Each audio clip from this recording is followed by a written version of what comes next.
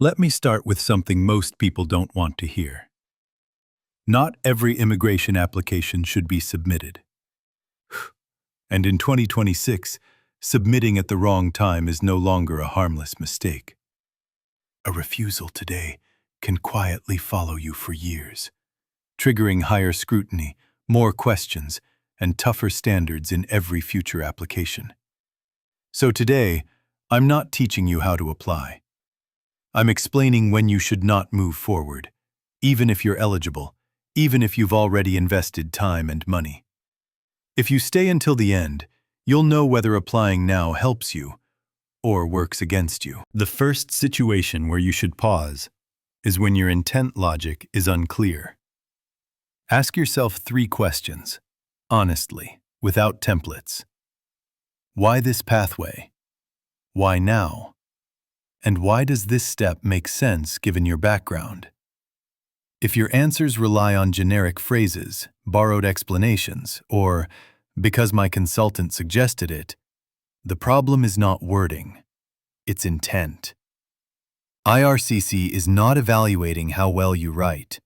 They are evaluating whether your decision makes sense in context.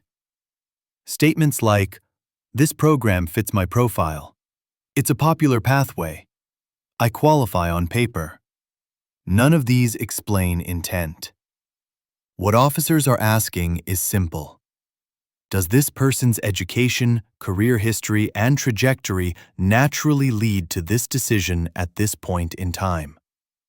When that logic is unclear, applications are not refused for dishonesty. They're flagged for immature or unformed intent. And unclear intent is one of the quietest reasons applications fail. If you cannot clearly explain why now, the next section matters even more. The second high-risk situation is background pathway conflict. This happens when applicants focus only on surface alignment, job titles, knock codes, eligibility checklists. But IRCC looks deeper. They examine what you actually did, how your career progressed, and whether this pathway fits your long-term narrative. Here's what conflict looks like in practice. Your job title matches, but your duties don't.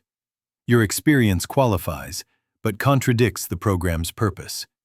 Your explanation requires constant exceptions and patching. From an officer's perspective, this is not clarification. It's risk. When an application needs heavy explanation just to justify basic alignment, uncertainty increases. And in immigration decision-making, uncertainty is never neutral.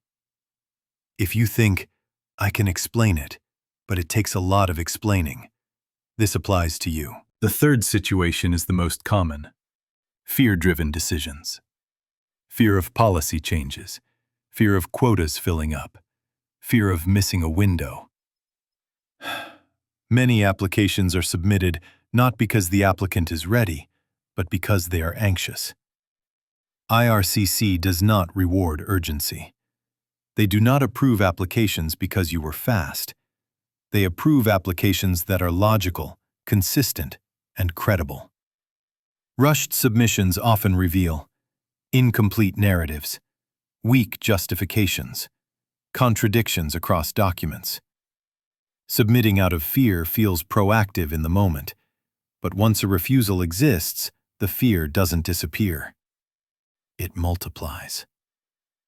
If your main motivation right now is, "I have to submit before it's too late," keep watching. Stopping is not quitting.